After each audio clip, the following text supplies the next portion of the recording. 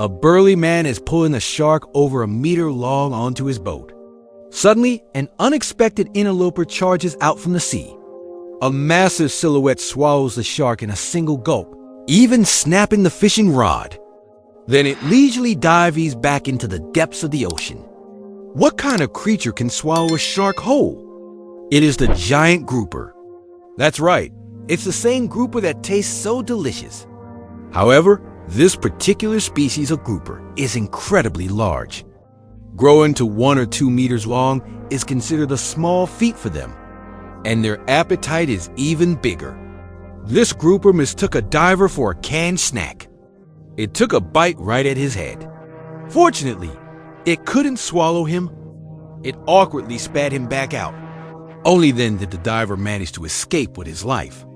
Unlike ocean killers like sharks or killer whales, the temperament of a grouper is actually quite gentle. Although they have teeth, those teeth are not sharp. When hunting, they don't use their teeth to tear apart their food. Instead, they open their huge mouths and take a powerful gulp. This creates negative pressure that sucks the prey into their mouth. The teeth's only function is to prevent the prey from escaping. So, when they encounter prey like humans that cannot be swallowed in one bite, the grouper has no choice but to give up. Divers even treat it as a bit of fun. After being tasted, they still coexist peacefully with the groupers.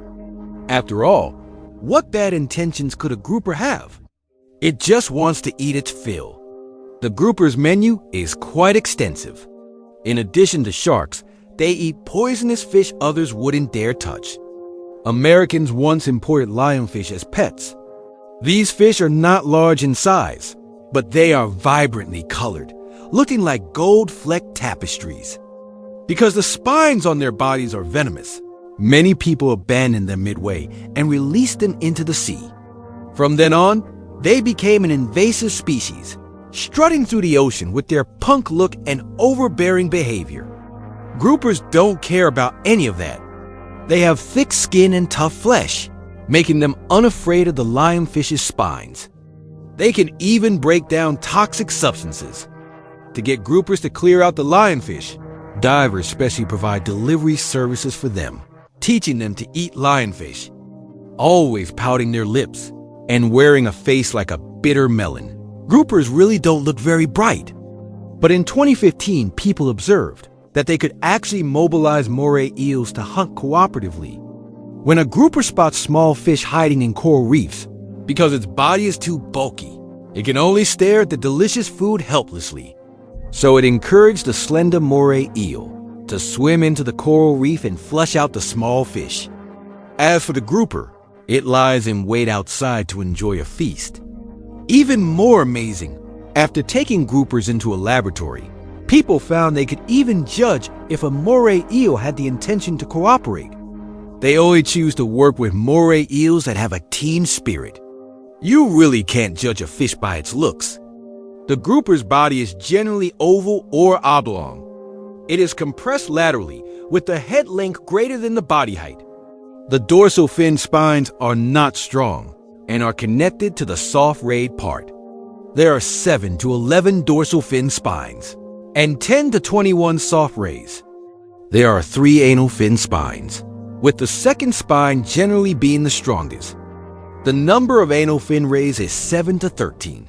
The pectoral fins are wide and low-set, generally circular in shape. The pelvic fins are located below the pectoral fins. The mouth is large, with rows of small teeth inside the jaws. The body is covered in small scales.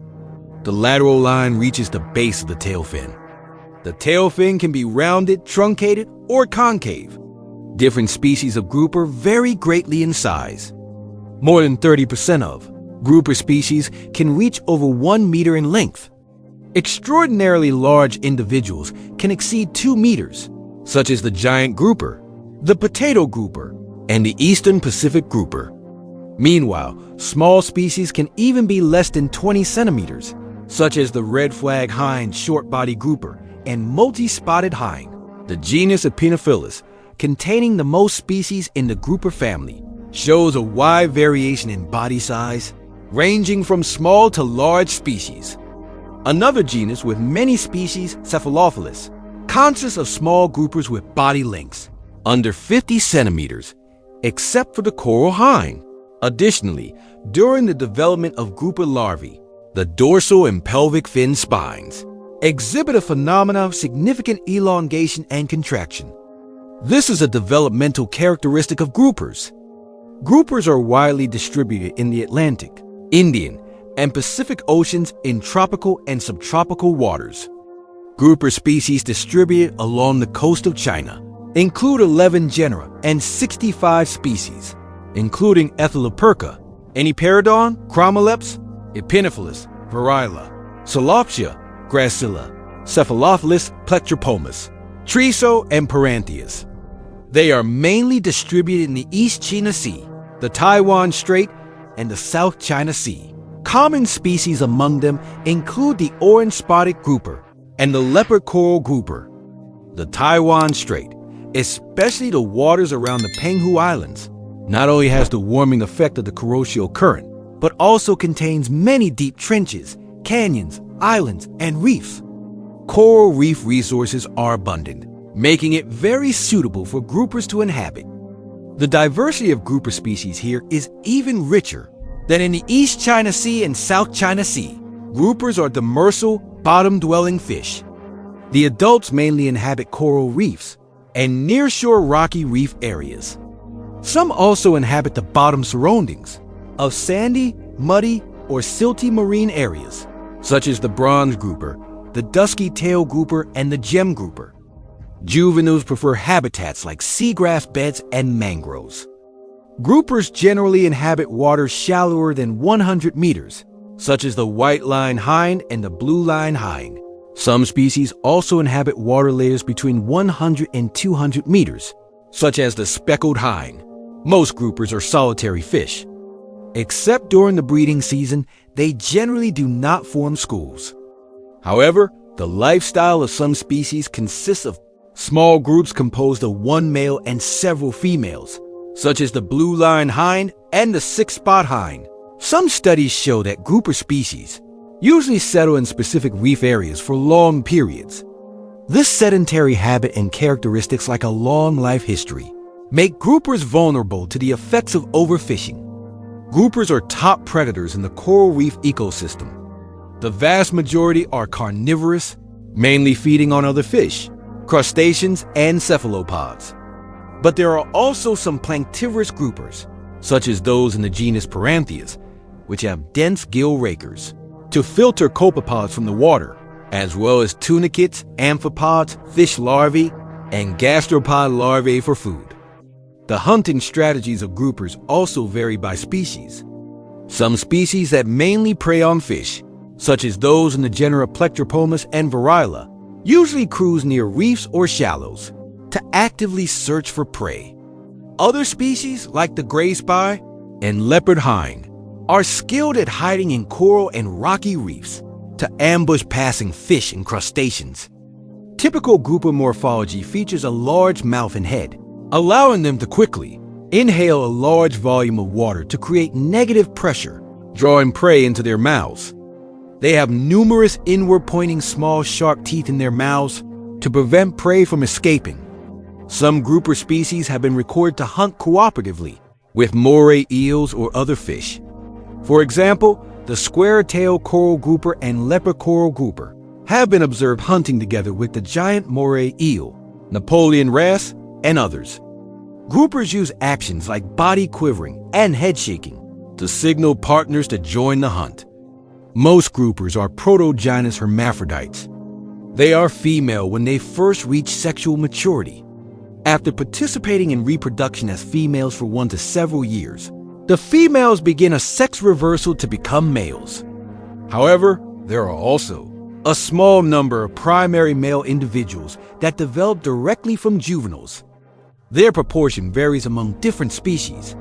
For example, under farming conditions, the orange-spotted grouper and humpback grouper have only 1% to 3% primary males. In contrast, primary males in the red-spotted grouper can reach around 15%. This difference might also be related to the growth environment. To date, there are no reports of primary males in the wild.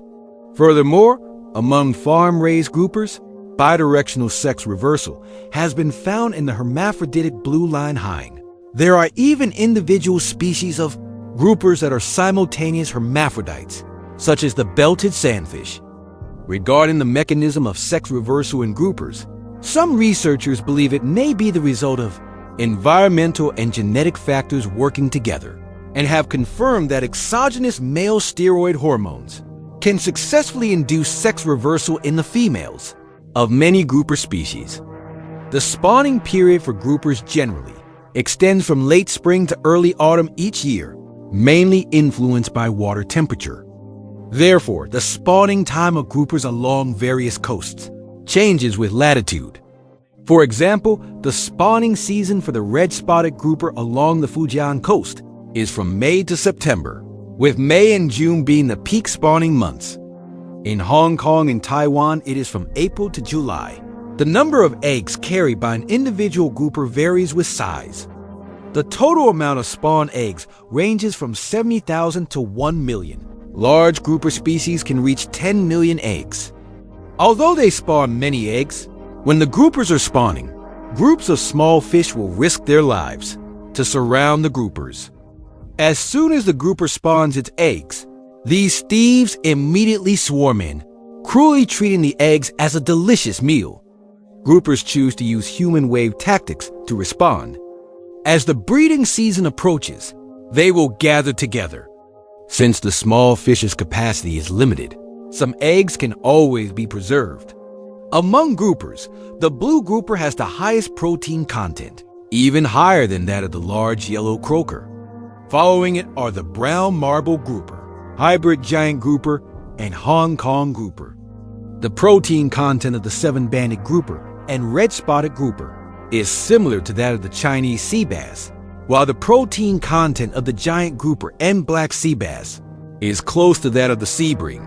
It is relatively lower at about 66%. However, their fat content is more than 10 times higher than the Chinese sea bass, except for the giant grouper and black sea bass, which have significantly higher fat content.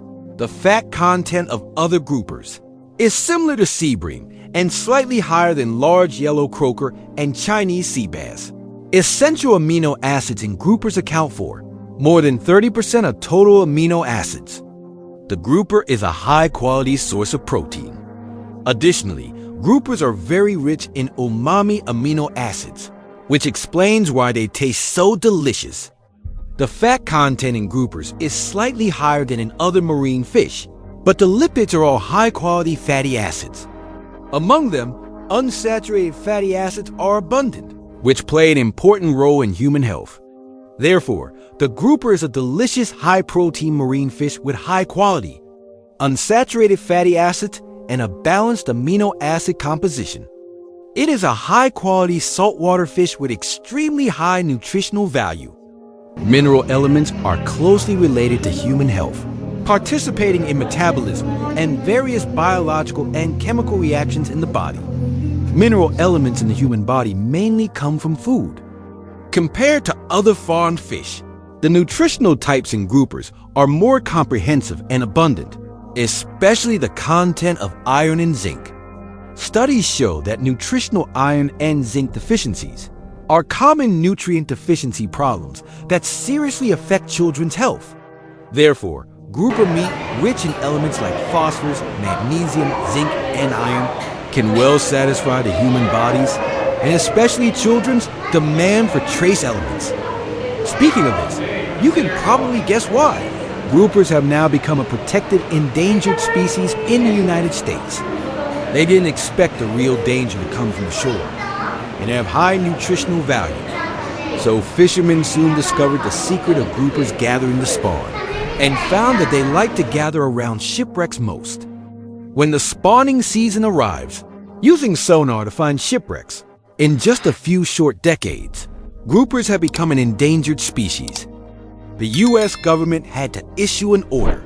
If you catch wild grouper, you will face huge fines and imprisonment. So, Americans often show off catching giant groupers, but after filming the video, they immediately release them back into the sea. Animals and humans are born equal. They are our closest friends, sharing the same global home with us.